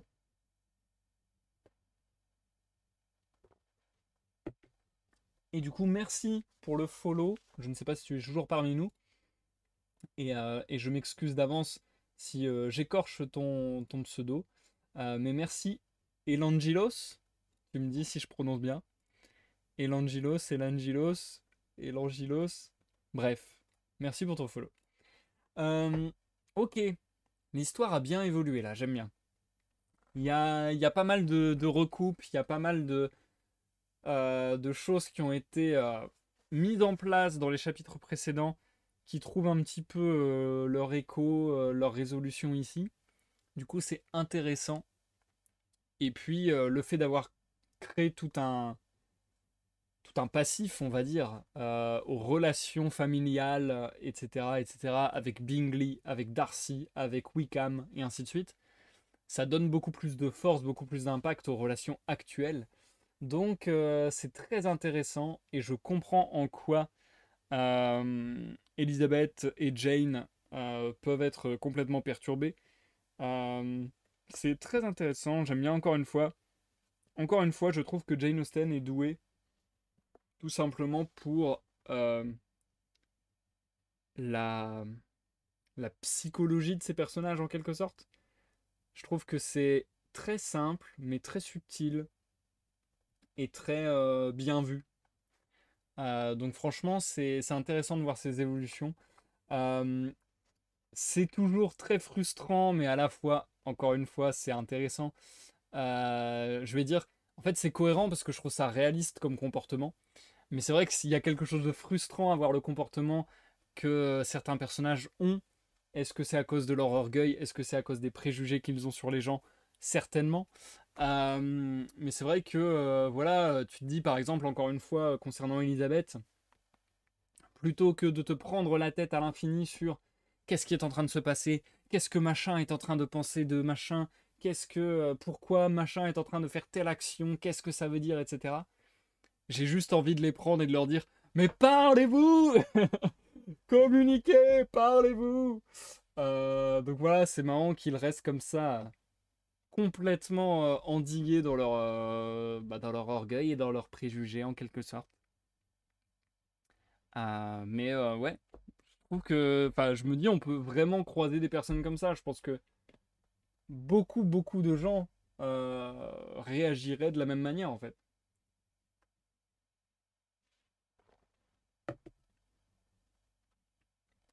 Waouh, j'ai failli mourir un moment pendant le live, je vais pas vous mytho, parce que j'ai senti que ma gorge me lâchait.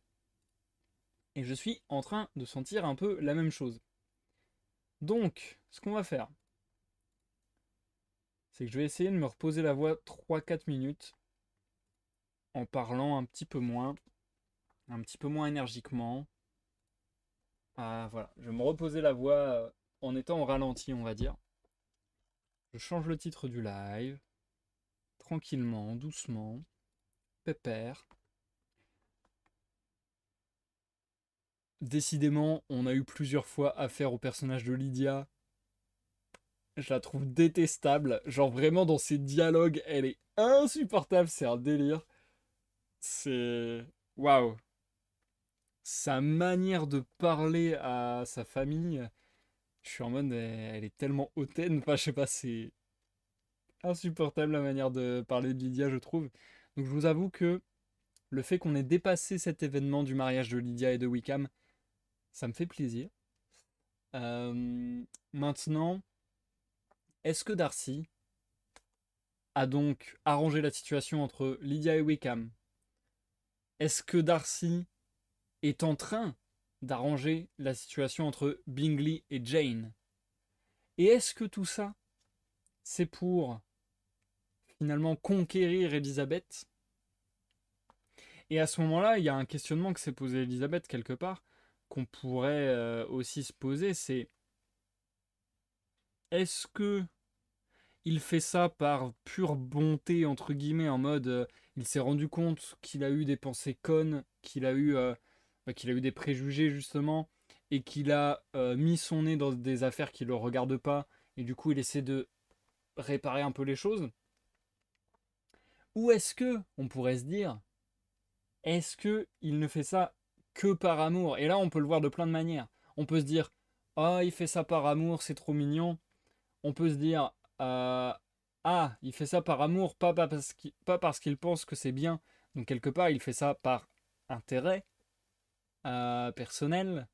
En même temps, est-ce que on agit toujours enfin, est-ce qu'on agit absolument sans aucun intérêt personnel? C'est difficile aussi, potentiellement. Bref, du coup, ça soulève des questions intéressantes, je trouve. Et, et voilà, on pourrait être en droit de se demander un peu les questionnements d'Elisabeth. Quel est le fond de sa pensée, quoi? Est-ce qu'il a changé d'avis? Est-ce qu'il a peut-être mûri ses réflexions?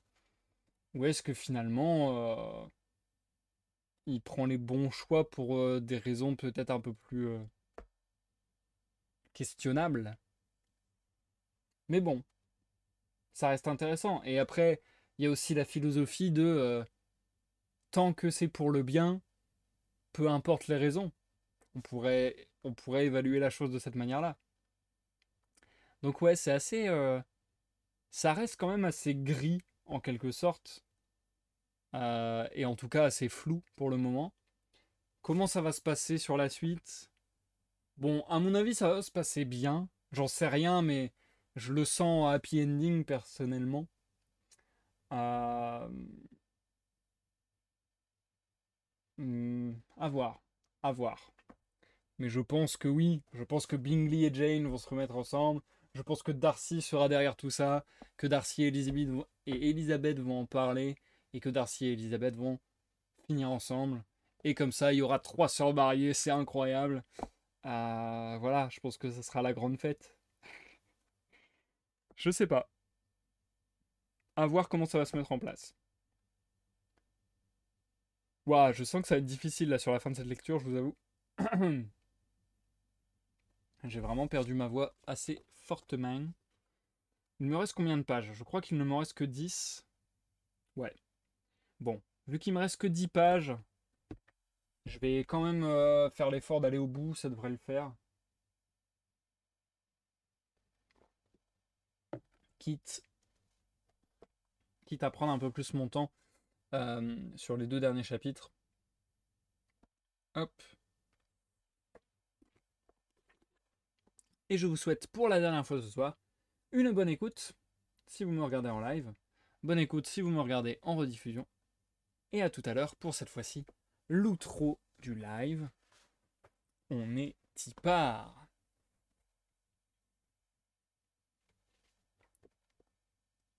Chapitre 54. Aussitôt qu'ils furent partis, Élisabeth sortit pour tâcher de se remettre, ou, plus exactement, pour se plonger dans les réflexions les mieux faites pour lui ôter tout courage. L'attitude de Mr. Darcy était pour elle un sujet d'étonnement et de mortification.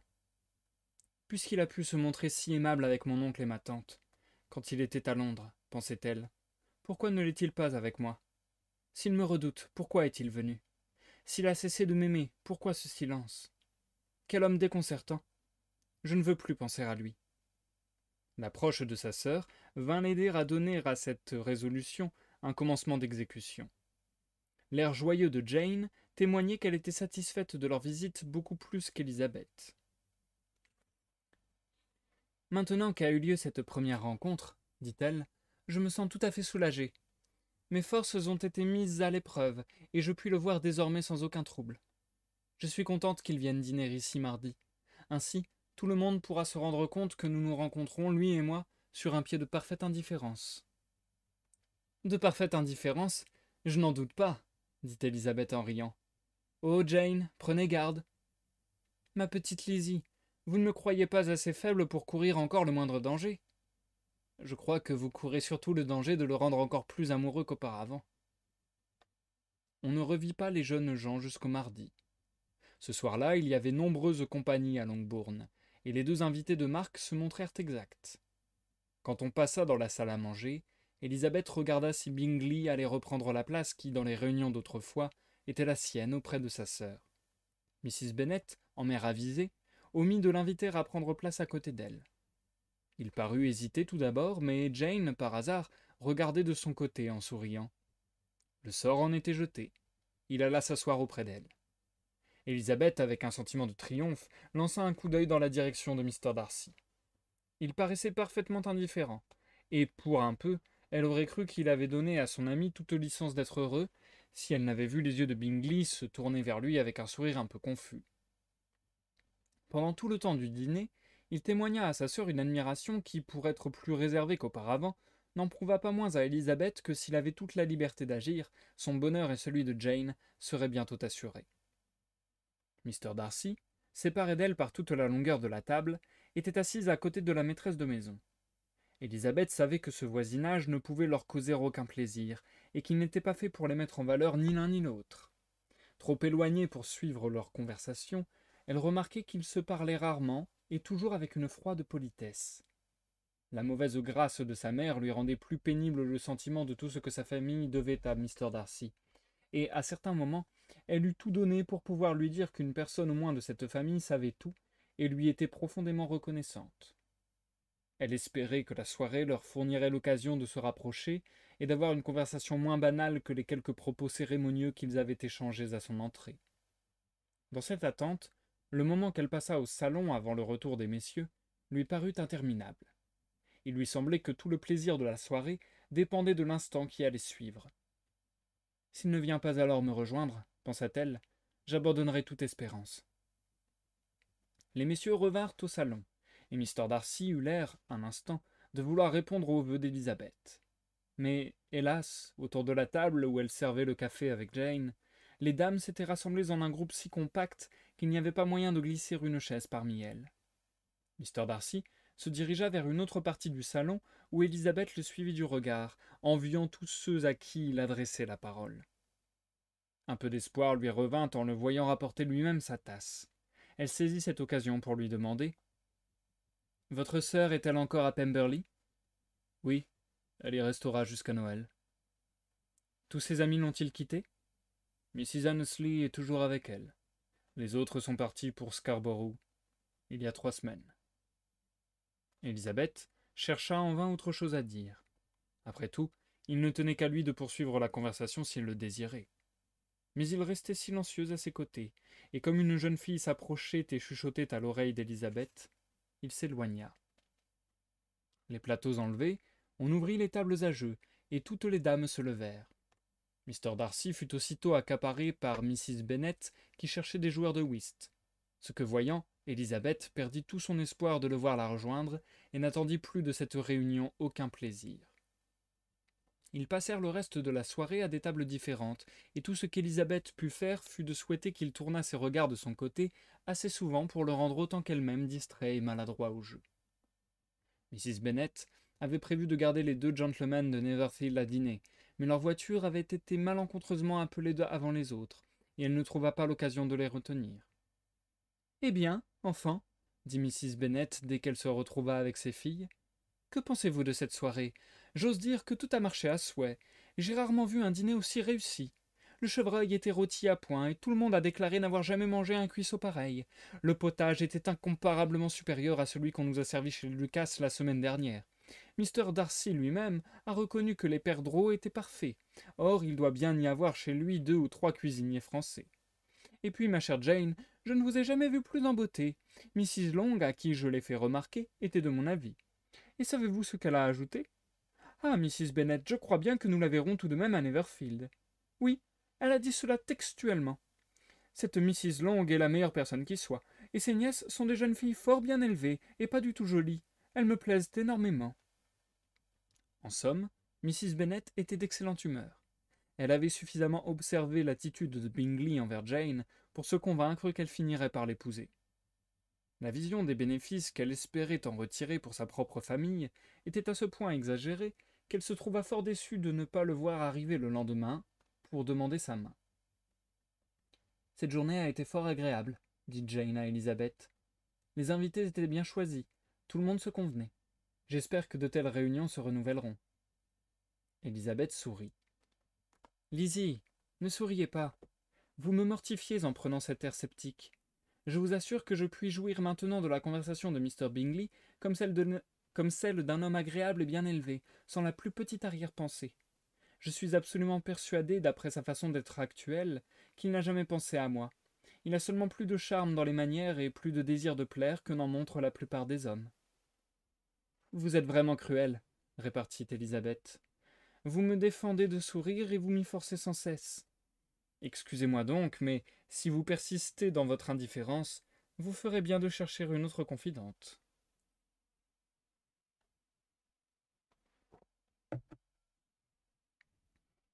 Chapitre 55.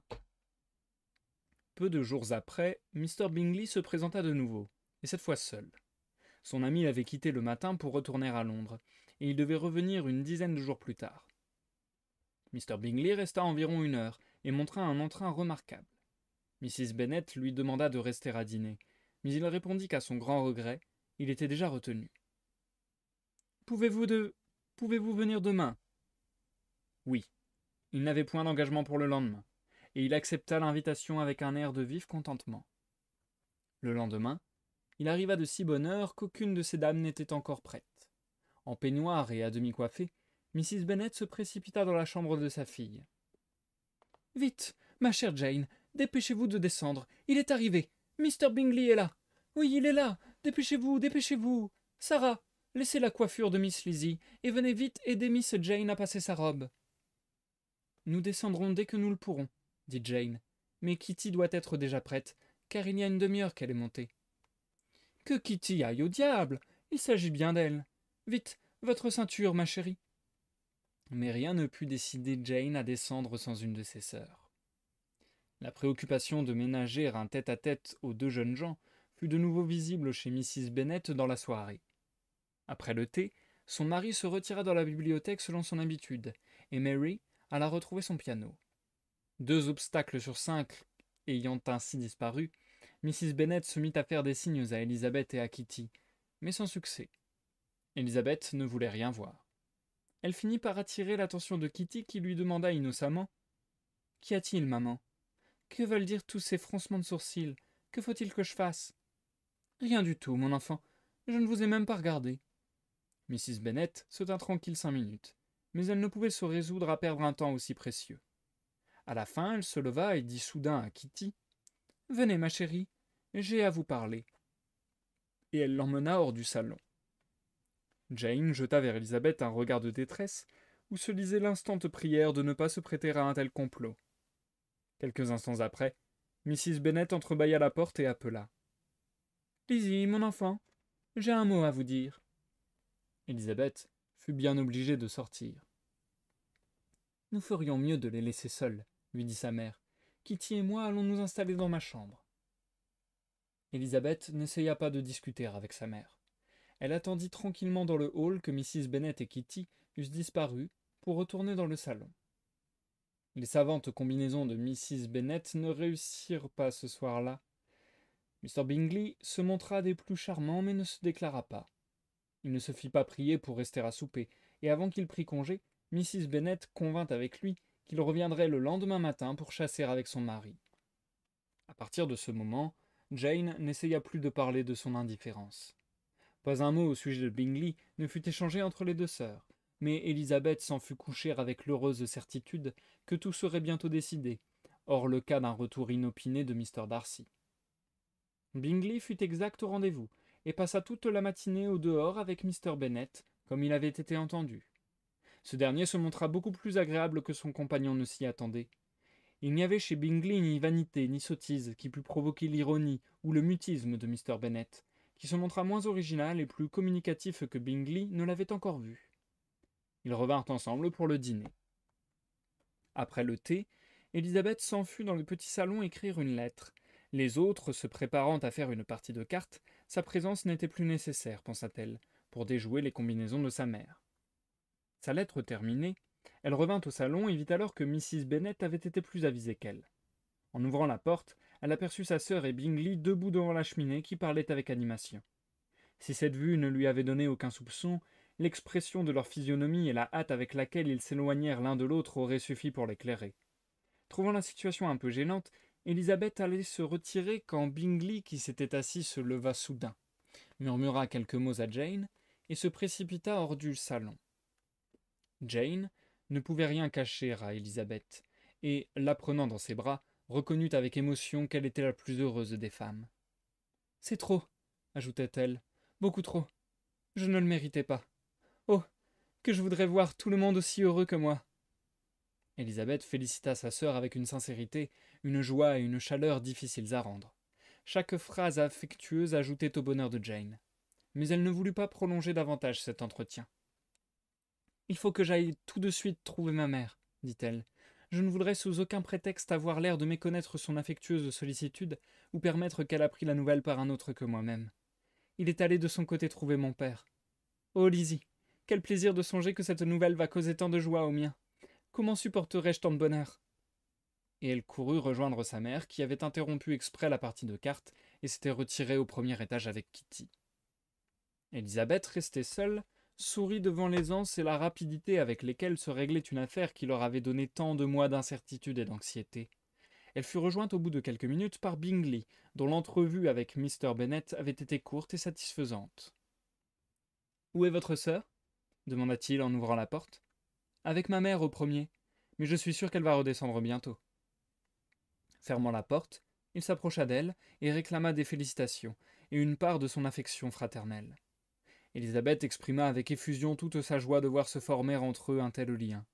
Ils se serrèrent la main avec une grande cordialité, et, jusqu'au retour de Jane, elle dut écouter tout ce qu'il avait à dire de son bonheur et des perfections de sa fiancée.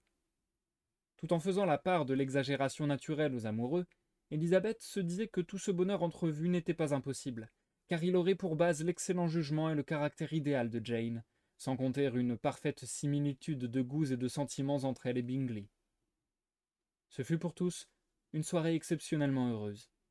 Le bonheur de Jane donnait à son visage un éclat et une animation qui la rendaient plus charmante que jamais. Kitty minaudait, souriait, espérait que son tour viendrait bientôt. Mrs. Bennet ne trouvait pas de termes assez chauds, assez éloquents pour donner son contentement et exprimer son approbation, bien qu'elle ne parlât point d'autre chose à Bingley pendant plus d'une demi-heure. Quant à Mr. Bennet, lorsqu'il vint les rejoindre au souper, sa voix et ses manières disaient clairement combien il était heureux. Pas un mot, pas une allusion, cependant, ne passa ses lèvres jusqu'au moment où leur visiteur eut pris congé. Mais alors, il s'avança vers sa fille en disant « Jane, je vous félicite. Vous serez une femme heureuse. » Jane aussitôt l'embrassa et le remercia de sa bonté. « Vous êtes une bonne fille, répondit-il, et j'ai grand plaisir à penser que vous allez être si heureusement établie. Je ne doute pas que vous ne viviez tous deux dans un parfait accord. Vos caractères ne sont en rien dissemblables. Vous êtes l'un et l'autre si accommodants que vous ne pourrez jamais prendre une décision, si débonnaires que vous serez trompés par tous vos domestiques, et si généreux que vous dépenserez plus que votre revenu. J'espère qu'il n'en sera rien.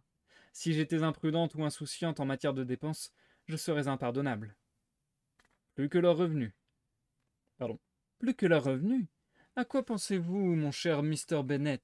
S'écria sa femme. Il a au moins 4 ou 5 000 livres de rente. Oh, ma chère Jane, je suis si contente. Je n'en dormirai pas de la nuit. À partir de ce moment, Bingley fit à Longbourn des visites quotidiennes. Il arrivait fréquemment avant le breakfast et restait toujours jusqu'après le souper, à moins que quelque voisin barbare et qu'on ne pouvait assez maudire ne lui eût fait une invitation à dîner qu'il ne crut pas pouvoir refuser. Élisabeth n'avait plus beaucoup de temps pour s'entretenir avec sa sœur, car Jane, en la présence de Bingley, n'accordait son attention à personne d'autre. Mais elle rendait grand service à tous deux dans les inévitables moments de séparation. En l'absence de Jane, Bingley venait chanter ses louanges à Élisabeth, et Bingley parti, Jane en faisait autant de son côté. Il m'a rendue heureuse, dit-elle un soir, en m'apprenant qu'il avait toujours ignoré mon séjour à Londres au printemps dernier. Je ne le croyais pas possible. J'en avais bien le soupçon, répondit Élisabeth. Quelle explication vous a-t-il donnée? Ce devait être la faute de ses sœurs. Assurément, elles ne tenaient pas à encourager les relations entre leur frère et moi, ce qui n'a rien d'étonnant puisqu'il aurait pu faire un mariage tellement plus avantageux sous bien des rapports. Mais quand elles verront, comme j'en ai la confiance, que leur frère est heureux avec moi, elles en prendront leur parti. Croyez-vous, Lizzie, que lors de son départ en novembre, il m'aimait vraiment, et que la seule conviction de mon indifférence l'a empêché de revenir? Il a commis une petite erreur, bien sûr, mais elle est tout à l'honneur de sa modestie. Élisabeth était contente de voir que Bingley n'avait pas dit d'un mot de l'intervention de son ami.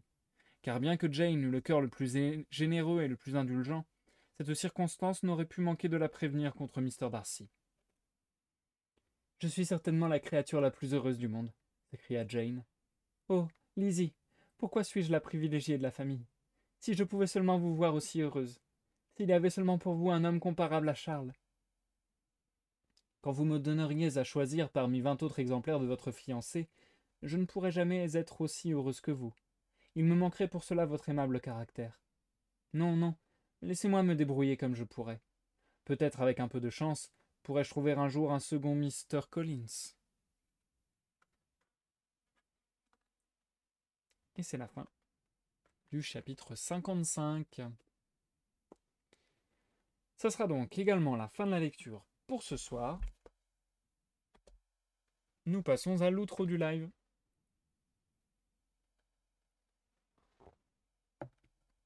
Et voilà, comme ça nous a été rappelé tout à l'heure.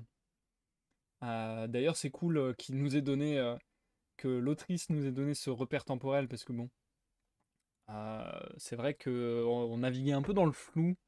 Après un an, ça y est, la situation est arrangée. Je trouve ça dingue que ça ait duré un an. Mais ouais, après un an, la situation est arrangée. Et ça, c'est beau. Et en vrai, je suis content pour Jane. Parce que vraiment, Jane, je la trouve trop pure, entre guillemets. Je la trouve trop douce, trop attendrissante, on va dire. Donc, euh, donc ouais, je sais pas, ça me fait plaisir.